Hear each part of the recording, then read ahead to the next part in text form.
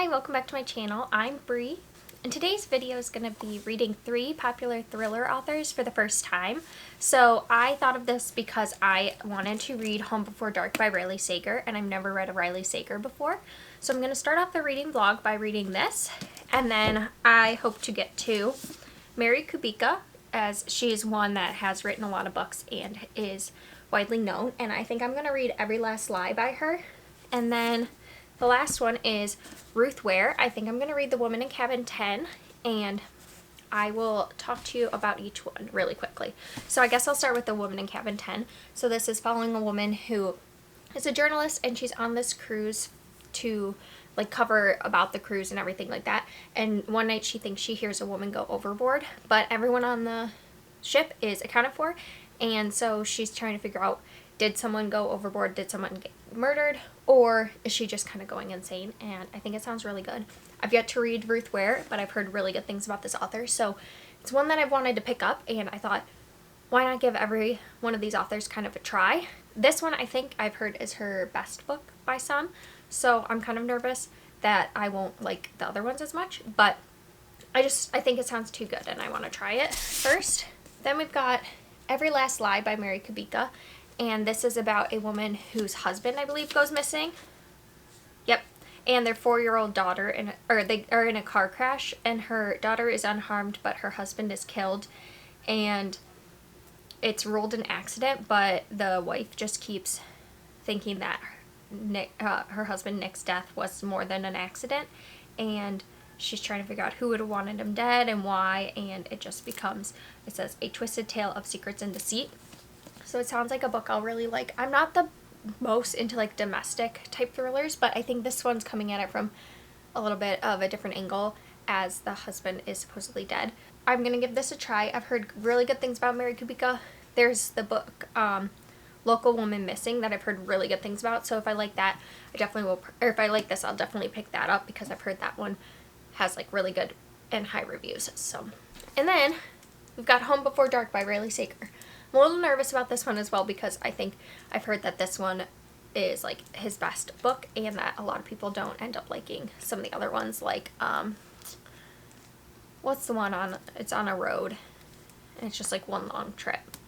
I don't know. But Riley Sager also has a new book coming out called The House Across the Lake. So if I like that, I will probably be picking this up. Or if I like this, I'll probably be picking that up. I want to try more of Riley Sager's other stuff. But this one is leaning more towards horror. I'm on page 36. And it's definitely gonna, I think, lean more towards horror. So this is about a girl who, when she was younger, her parents and her lived in this old Victorian house. And they after 26 days of living there, they fled in the middle of the night, and then her dad later wrote a book about it and it being haunted and all this stuff that's going on.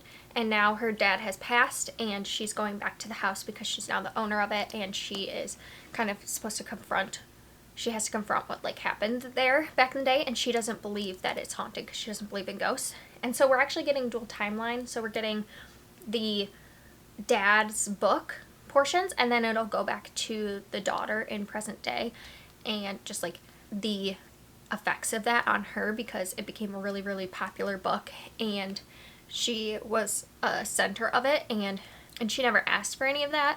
So it's kind of her dealing with that, and then also the grief of losing her dad, and then finding out she is the owner of this house now. So I'm starting with this, and I will check in when I've read more, but I'm really excited to get to these 3 thriller authors.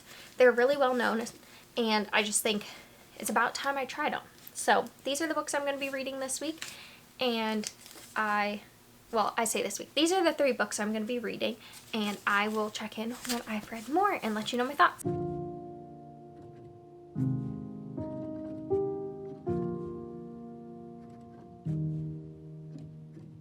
Okay, apologies for the angle, and Noah's in there. I can't go in the other room because the windows are open and the cats are using it, and sorry if you hear the laundry. But wanted to update on Home Before Dark. I am at page 150, and so I'm about a little less than halfway through, and I'm really enjoying it. I like the fact that it's told. Thank you.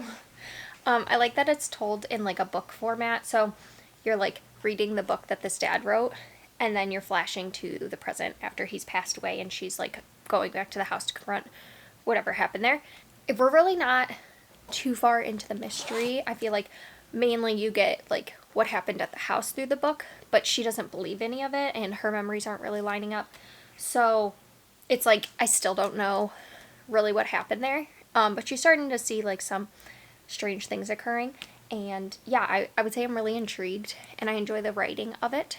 And I don't find it like super slow pace, but it's taken me a bit to get through because I'm just in a reading slump. Like, it has nothing to do with this book. Every time I pick it up, I'm interested, but it's just that I've been in a reading slump. So we'll see when I can finish this, but I just want to say I like it. The main character kind of annoys me with how much she like really truly believes that this book was a lie, because I feel like as the reader you know that like something happened there, but she like truly just believes nothing happened. So, and she just like is always calling her parents liars and stuff, and I don't know, it just like she's not my favorite character I've ever read, but I don't like dislike the book because of that. And yeah, I'm enjoying it. I really do like that it's like a book within a book. Yeah, and it's creepy, but not overly creepy. Like, I haven't really got to scenes that like truly creep me out. I'm thinking that's gonna happen in the last half. So I will check back in when I've read more, probably when I've finished. But so far, First Riley Saker is going pretty well. I would say at least a 3-star, if not a 4-star. It really just depends on like what goes down in this last half, because I still feel like I'm in the guessing stages of what's really happening. So yeah, I am enjoying it, and I will check back in later. So it's a bit later. I took a while reading Home Before Dark, but I finished it last night at like 10 p.m.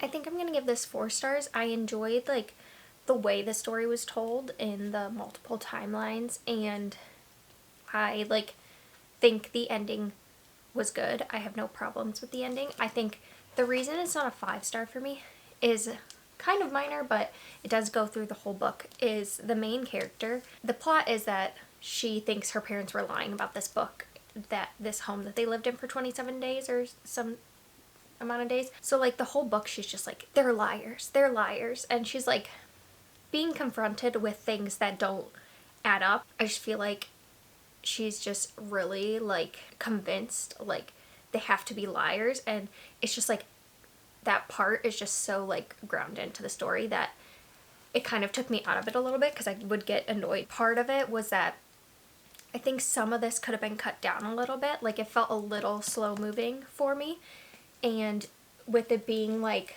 is a house haunted or not, I like wanted more action from it. And it's not that it's like non-actiony, I just felt like the middle of the book felt a little slow to me. But overall, like, I did really enjoy it, and I'm definitely going to give it 4 stars and try more Riley Saker in the future.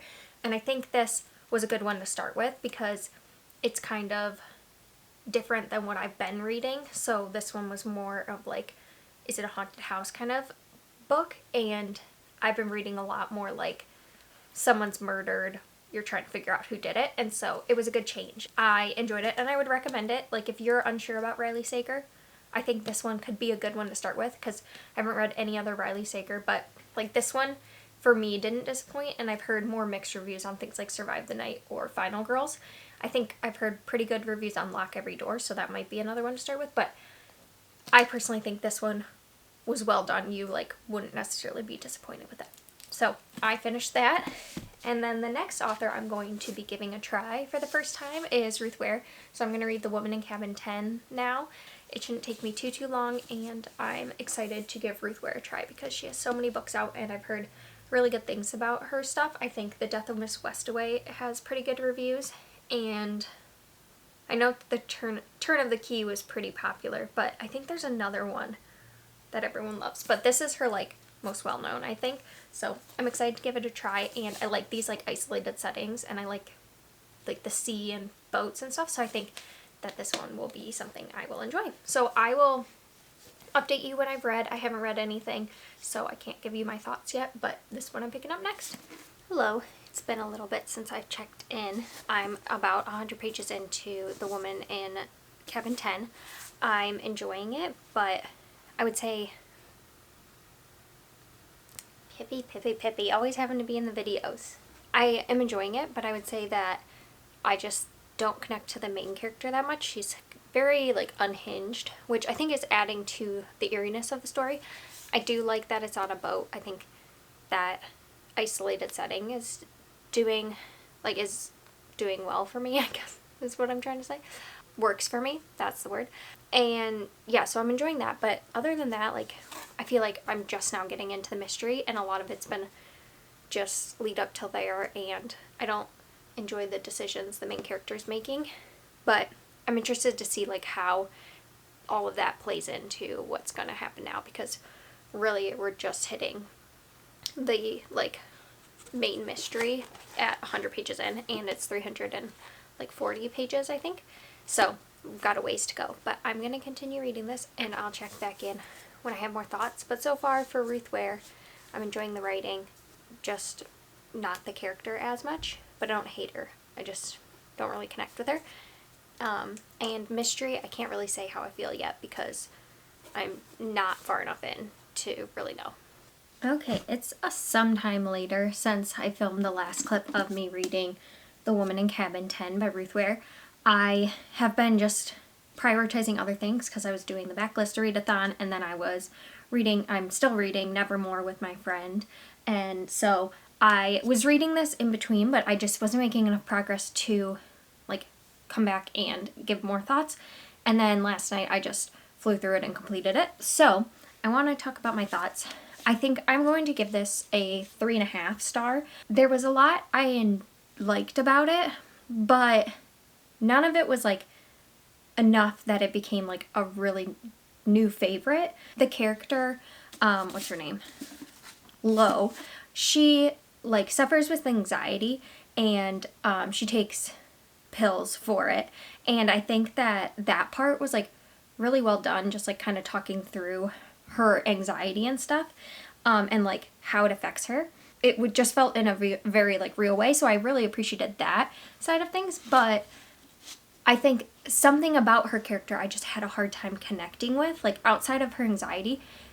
I just couldn't connect with her as a character. The twists were like good, but it wasn't anything like fantastic to me. And then there's these parts in the book that are like blog posts, and I thought those were interesting, but in some ways I think they gave away like a little too much information. Like it had you questioning things, but I don't know if for me it really added what it was supposed to add. I enjoyed the writing style, but again, like everything was done well to like be a 3-star, but not enough for me to be like, oh my gosh, love this book, it was my new favorite. Like I feel like this was a book that I'd be like, oh yeah, I read it, but not really like remember too much about it or feel any particular way. Like that's how I kind of feel about it. I just feel like, yeah, it was okay, it was good, it wasn't bad, but that's all I feel.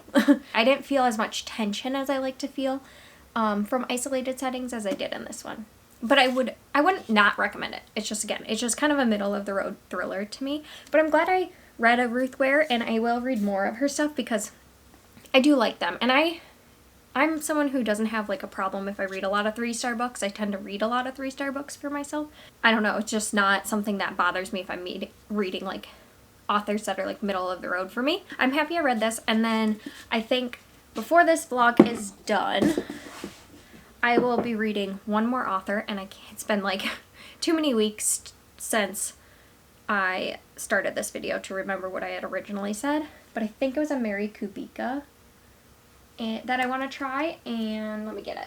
So I think for that I'm going to read Every Last Lie. I really want to try Local Woman Missing by Mary Kubica one day, so I think this will be a good like start to see if she's an author that I could really like. I should hopefully get through this soon, and then that'll be trying 3 different popular thriller authors I've never tried before, and so far I think it's been pretty good. I have The Woman in Ruth Ware, enjoyed. Riley Sager I enjoyed, though I've heard some Riley Sager's other books can be flops, but then I'm excited to try this, so I might have 3 new thriller authors that I enjoy. Hi, welcome back. It's been a couple days, and I am now on page 78 of Every Last Lie by Mary Kubica. Yeah, I've been in a reading slump, and so while this book is interesting so far, I just feel like I'm just like not picking up books in general. But yeah, so far you're getting dual perspective. It's Clara, who is the wife of Nick, and Nick has just passed away in a car accident, and the daughter survived, but he passed away, and the wife, Clara, is like grieving, and there's kind of been some weird things with the daughter, but really the mystery itself hasn't fully started yet. And then you're getting some flashbacks to Nick and just what his life was like before he was killed, and I'm sure some like secrets and stuff will come out. So far I'm liking both perspectives, and I find it interesting. It's just not really like, it hasn't gotten too much into the mystery yet, which I'm hoping that happens soon, because this is only 320-ish pages, so I feel like I should be getting a little bit more of like what this book will actually be about soon. I'm trying to make it to like 150 so I can finish this tomorrow, because I want to wrap this vlog up, but if that doesn't happen, it doesn't happen. I've just been struggling. So I don't have too much to say other than that I like the dual perspective and I enjoy the characters so far, but I don't feel like I've gotten to look too much into them. I feel like that's still like you're still getting to know them. So it's Friday now, and I have about probably around 100 pages left of Every Last Lie, and I gotta say I'm bored. Like, it's just a lot of going back and forth between Clara and Nick having a lot of secrets, and then Clara, her whole chapters are just her being like, did I even know my husband? And like speculating on things that could be happening, but like just like throwing like theory after theory out there without like really doing much more investigating. Like I feel like any investigation she does is because it's kind of like put in her lap. And so I'm just bored. I feel like we're getting to like the resolution, and I just don't feel like I care at all at this point. I don't know, I don't care about Nick very much, and Clara, like, while I like feel bad that she's lost her husband and stuff, I just feel like as like the person unraveling the mystery, she's just like not a good character to like follow, because she just like doesn't do anything really. And then I'm like, I don't do this a lot, but I literally find myself like skipping paragraphs to just get to like the chunks of information, because it's kind of like the same thing over and over again of like the same kind of thought processes. And so I'm like, okay, yeah, like I get it. And I want to connect like with her grief more, but I don't, because I keep wanting to be like, okay, yes, but like, can we get to the mystery side of things, which like isn't something I want, because like I want to be able to connect with this character and like feel for her, but I also want her to like be talking more, like be investigating more. So yeah, I'm gonna finish this today and then I will let you know my final thoughts, but right now I'm just like, I don't care. Which it feels mean, but it's true. Sorry baby, not right now, okay? So I want to wrap up my thoughts on Every Last Lie by Mary Kubica. I'm upset. So I feel like I don't want to give spoilers, but my thoughts are basically that this was a waste of my time to read. I'm gonna give this 2 stars. I feel like there's a couple things. So one is the characters themselves annoyed me. Like Nick, I didn't really care about. Like I feel like he was just like an unlikable character. And then Clara, like I wanted to connect with her and like feel for her because she's going through this loss, but a lot of her decisions that she makes just don't really make sense. Like as I said in the last clip, she just kind of like, things are just like thrown into her lap. She doesn't take the time to like sit there and think it through at all. It just feels like she just like takes something and then it's like, this is how it is. And so I just could not connect with either of the characters at all. I didn't really agree with some of the ways that she dealt with Maisie, who's their 4-year-old Clara, but at the same time, like, I'm not a parent, so I also don't feel like I can judge that much, and I've never had a loss, so I feel like I don't really know, like, if I was grieving, like, how I would handle the situation she was put in, but there was just a couple things that made me, like, a little uncomfortable. And then, like, the mystery itself, I just got to the end and was like, this is it. This is what I read 320 pages for. I hated the entire thing, and I wish I could like give spoilers because I could rant about this, but I don't want to give spoilers because I know that a lot of people don't want that, and I don't like when books are spoiled. But waste of my time. Mary Kubica, I would give another chance to read Local Woman Missing, but if I didn't like that, I don't think I would continue on with her because it's not the writing itself, it's like the way it's written, easy to understand, the plot, like everything. It wasn't confusing. It was just like, why am I reading this? I didn't care, and then the ending made me mad. So 2-star for me, and I was hoping to end this vlog on a higher note, but I guess you win some, you lose some. I haven't had any bad, really truly bad books so far this year. I think this is my first like under 3-star, so you know, I'm doing pretty good. But I just wanted to thank you for watching, and I hope that you're having a good week or day, and I will see you next time.